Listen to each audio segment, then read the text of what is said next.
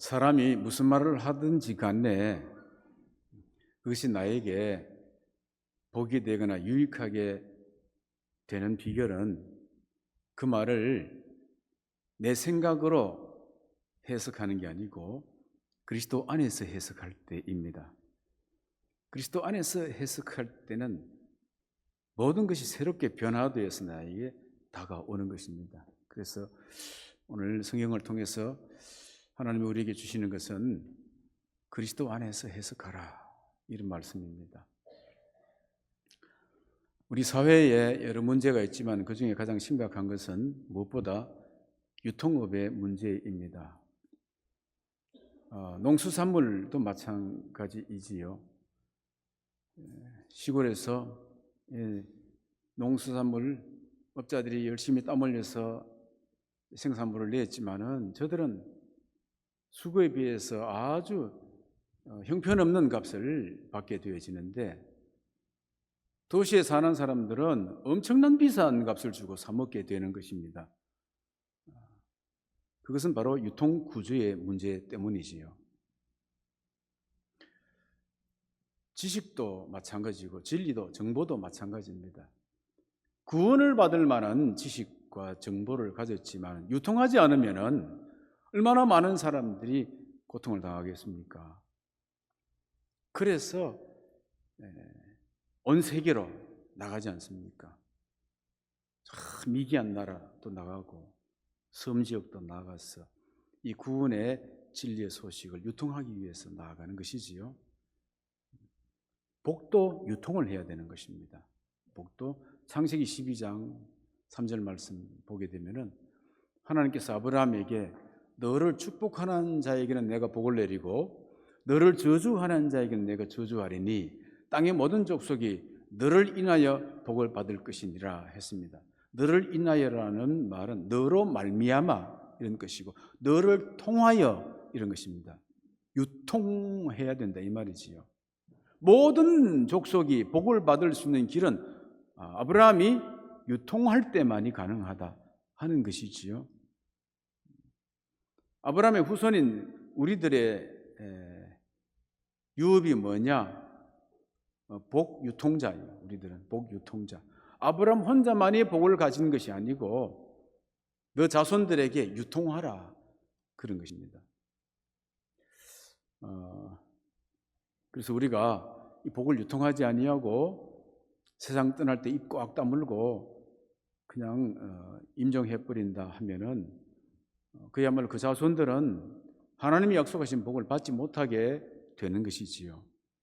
그래서 여러분 임종할 때에 우리 성도들 지금까지 잘 안 해왔을지 모르지만은 임종 시기 다가왔다 싶으면은 꼭 이 블레싱 세리머니, 이 축복 예식을 행할 것이라고 작정하시고 기운이 있을 때, 말할 기운이 있을 때에 국내에 있든지 국외에 있든지 간에 어디 있든지 그 자녀들이 올 수 있는 충분한 시간을 확보해서 미리 통지를 해야 됩니다. 다 모여라, 오너라 해야 되는 것입니다. 어떤 분들은 통지가 늦어지고 임박해서 해서 그냥 입관 예식 다 치르고 난 다음에 헐레벌떡 와서 그냥 얼굴도 보지 못하고 통탄하는 경우가 있습니다. 그러지 말고 미리 부르는 거예요. 미리 불러서 꼭 하나님 주신 복을 자녀들에게 유통하시길 바랍니다. 꼭 하시기 바랍니다. 오늘 본문에 보면 야곱이 그렇게 합니다. 임종 전에 이제 아들들을 다 불러 모읍니다. 다 모여라, 내 말을 들어라, 그러면서 다 불러 모으시오. 너희의 후일에 당할 일을 내가 너희에게 말하리라, 그런 것입니다. 유언과 축복은 아비들의 마지막 직무요, 사명이요, 특권입니다. 이거 꼭 행하시길 바랍니다. 야곱의 축복은 부정적인 형태와 긍정적인 형태 두 가지 형태로 전달됩니다. 첫 번째, 르우벤을 보시겠습니다. 르우벤은 부정적인 형태지요. 3절 4절인데 르우벤아 너는 내 장자요 나의 능력이요 나의 기력의 시작이라. 위풍이 월등하고 권능이 탁월하다마는 물의 끓음 같았은즉 너는 탁월하지 못하리니 내가 아버지의 침상에 올라 더럽혔음이로다. 그가 내 침상에 올라섰도다. 르우벤은 장자입니다. 장자는 가문의 지도력을 이어받고 또 상속도 형제들의 2배나 받게 됩니다. 그래서 경제, 정치, 종교적인 리더십을 다 이어받는 사람 자리입니다. 위풍이라고 하는 말은 남들이 함부로 범접할 수 없는 위엄이라는 뜻이고요. 월등하다, 보통 사람들보다 훨씬 더 뛰어나다는 뜻이지요. 권능은 능력입니다. 능력이 탁월했다는 것이지요. 그런데 그 모든 것이 물의 끓음 같았다. 물의 끓음 같았다. 그래서 다 사라져 버렸다. 이런 것입니다. 그래서 네 아버지 침상에 올라 더럽혔기 때문이다. 이런 것입니다. 이것은 꼭 한 가지만 뜻한 것이 아니라 아담과 하와에게 다른 모든 것은 주지만은 네가 하나님 되려고는 하지 말라. 이런 것이지요. 그게 선악과 따먹지 말라는 말이거든. 자기 자리를 떠나서 말하자면 최고의 권위자 자리를 오바해서 그 자리에 올라가려고 했던 행동 때문에 그 위풍과 그 권능이 물의 끓음같이 사라졌다. 이런 뜻이 된 것입니다. 냄비에 라면을 끓이려고 이제 물을 가득 부어놔놓고 안방에 들어갔더니 텔레비전에서 너무너무 재밌는 연속극 하는 거예요. 그래서 그거 잠시 보고 나오려고 이렇게 보고 난 다음에 다시 부엌에 갔더니 냄비 뚜껑이 열려 있어요. 가득 부어놨던 물이 다 끓어가 어디든지 다 날아가 버리고 빈 냄비만 타고 있는 것이지요. 르우벤은 위풍이 월등하고 능력이 탁월했지만은 그 순간의 어떤 쾌락이라든지 그 즐거움을 참지 못해서 물이 끓어버려서 다 날아가 버린 것처럼 은혜가 다 날아가 버렸다. 그런 것입니다. 여러분, 너무 일찍이 지나치게 좋은 자리에 앉거나 보통 사람보다 뛰어난 사람들은 항상 조심해야 할 게 있습니다. 왜냐하면 그런 사람들은 남들이 지키는 보편적 규칙을 잘 지키지 않고 항상 오버하려고 하는 욕심이 있습니다. 평범한 것에 즐거움을 느끼지 못하고 무언가 위험이 내포된 스릴 있는 것을 찾아다닙니다. 무한정 따먹어도 되는 수많은 나무 과일들을 놔두고 금지는 선악과 주변에 어슬렁거리는 사람들이지요. 여러분, 이런 사람들은요, 순리적인 복을 이어받기가 힘이 듭니다. 이런 사람들에게 순리적인 복을 받게 하려면 어떻게 되느냐면은 저민 구석으로 미리 좀 밀어 넣어 놔야 돼요. 구석에 밀어 넣고 답답할 정도로 꽉 눌러 놨다가 그다음 푹 익혀서 끄집어 내야 하는 것입니다. 그렇지 않으면 죄의 유혹에 쉽게 빠집니다. 쉽게 선악과를 손벌리게 되는 것이지요. 그런 사람들 똑똑하다고 칭찬해 주면은 그 인간 교만해지게 되는 것입니다. 교만은 패망의 원인이잖아요. 넘어짐의 앞잡이잖아요. 자꾸 길을 세워주면 자기 발로 자기 복을 걷어차버리게 되는 것입니다. 이런 성격이 농후한 르우벤에게 야곱이 하는 말인 것입니다. 야곱이 왜 이런 말을 남겼는가? 이거는요, 액면 그대로 받으면 르우벤은 마음이 많이 상했을 것입니다. 그런데 이 말을 어디서 해석해야 된다? 그리스도 안에서 해석할 때 비밀이 풀리게 되는 것입니다. 야곱이 이것이 르우벤에게 주는 축복이란 말이지요. 그 다음 보겠습니다. 시몬과 레위입니다. 5절에서 7절 말씀. 시몬과 레위는 형제요, 그들의 칼은 폭력의 도구로다. 내 호나 그들의 모의에 상관하지 말지어다. 내 영광과 그들의 집회에 참여하지 말지어다. 그들의 분노대로 사람을 죽이고 그들의 혈기대로 소의 발목 힘줄을 끊었음이로다. 그 노염이 혹독하니 저주를 받을 것이요 분기가 맹렬하니 저주를 받을 것이라. 내가 그들을 야곱 중에서 나누며 이스라엘 중에서 흩어리로다. 여러분 저게 지금 축복하는 것입니까? 저주하는 것입니까? 예. 주석이나 성경 해석가들은 야곱이 실제로 아들들에게 이렇게 저주했다라고 합니다. 성경에 그대로 쓰여져 있으니까요. 혹자는 조금 부연 설명합니다. 야곱은 그렇게 하고 싶지 않았지만 성령이 그렇게 하도록 시키니까 자기 자녀들이라도 축복할 자는 축복하고 저주할 자는 저주했다 하는 것입니다. 야곱이 이 말을 한 것은 사실입니다. 그렇지만은 야곱이 이렇게 저주를 했지만은 시므온과 레위에게 결과는 완전히 다릅니다. 그렇죠?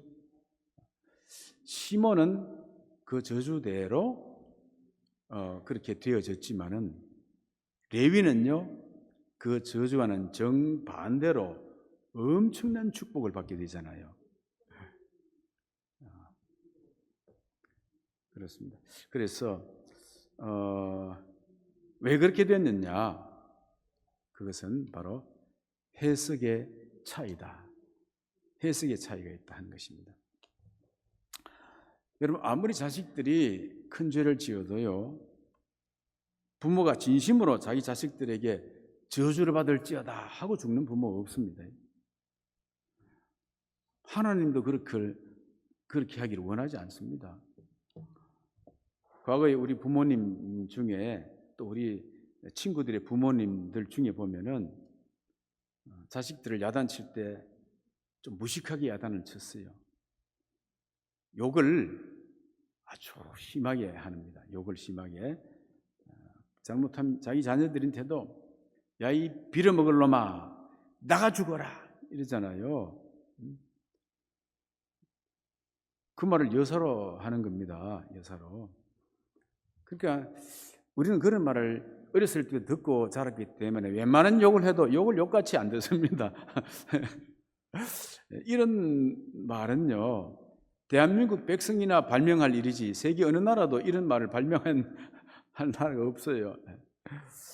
근데 이런 욕은 다 아직 생생하게 살아있을 때에 하지 죽으면서 임종 때에 자식들에게 이런 말을 하고 죽는 부모가 없다는 사실입니다. 이것은 욕은 했지만은 정말 자식이 길거리에서 빌어먹다가 남에게 구걸 하다가 객사하게 되라고 하는 그런 뜻은 아니잖아요. 지금처럼 옳은 길로 가지 않고 삐뚤어져 탈선해서 어긋나가게 되어지면 너 인생이 이런 형태가 될 것이다. 빌어먹으면서 객사하게 될 수 있는 그런 운명이 될 거니까 제발 그러지 말아라 하는 아주 극단적 경계의 심정을 가지고 이런 말을 하는 것이거든요. 그 해석을 잘해야 된다니까요. 해석을. 시몬과 레위는 여동생 디나가 성폭행 당함으로 복수심에 불타가지고 세겜의 사람들 남자들 600여 명을 칼로 다 살해하지 않았습니까? 이거 엄청난 죄지요. 이 사람들은 혈기가 나면은 혈기 때문에 앞뒤 생각 안 하고 일을 저지른 사람들이에요.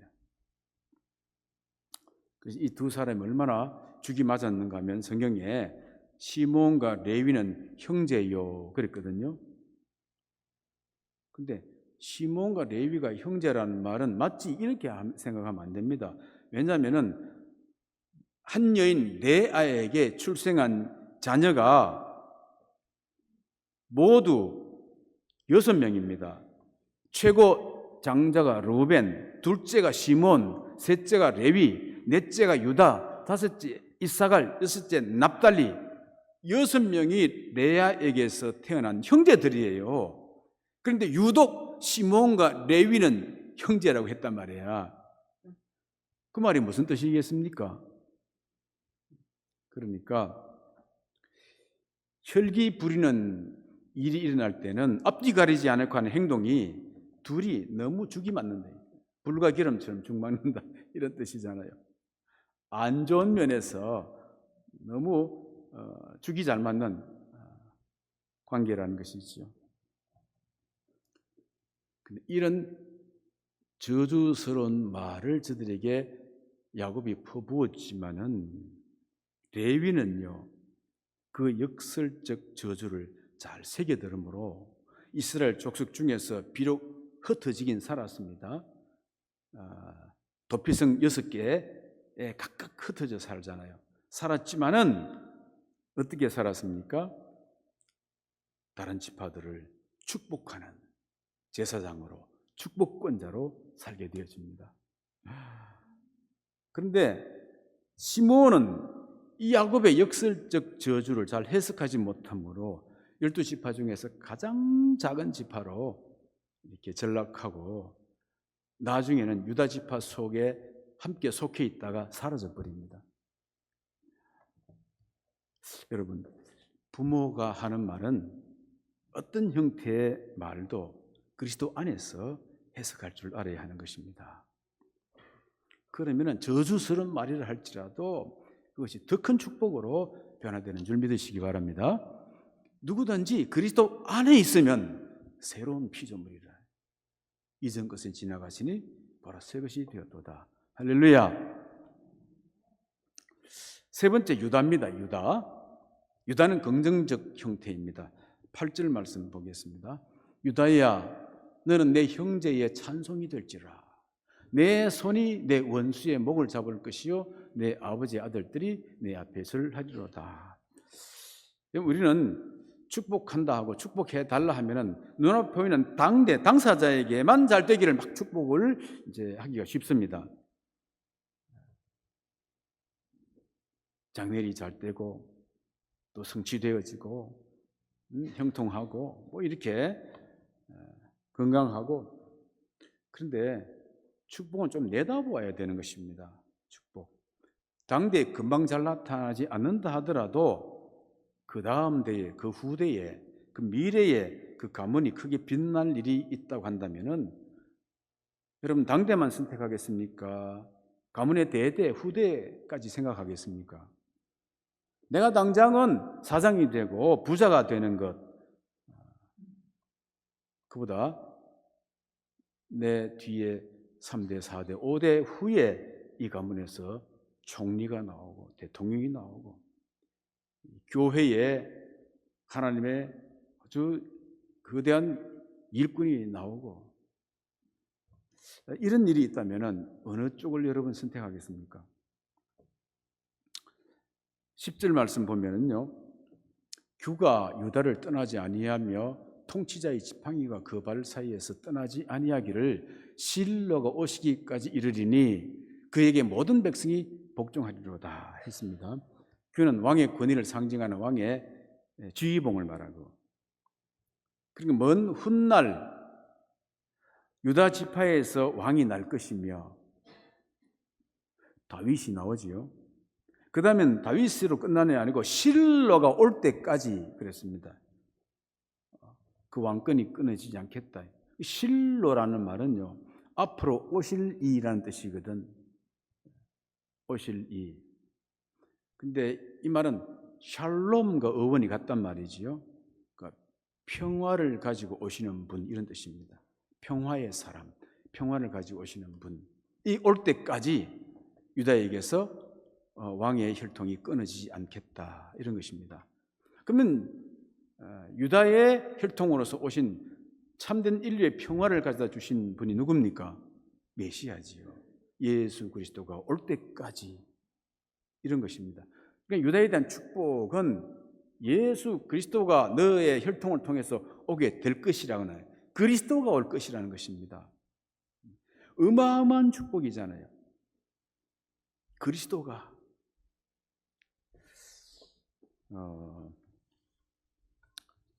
이렇게 유다가 부담스러울 정도로 야곱의 축복을 받게 된 이유가 어디 있습니까? 첫째는 유다에게는 타인에 대한 희생정신, 희생하는 행위가 있었습니다. 베냐민을 위해서 말합니다. 내가 대신 옥에 갇히고 내가 대신 종이 되고 노예가 될 테니까 이 베냐민을 풀어달라고 하는 거예요. 내가 담당하겠다는 것이지요.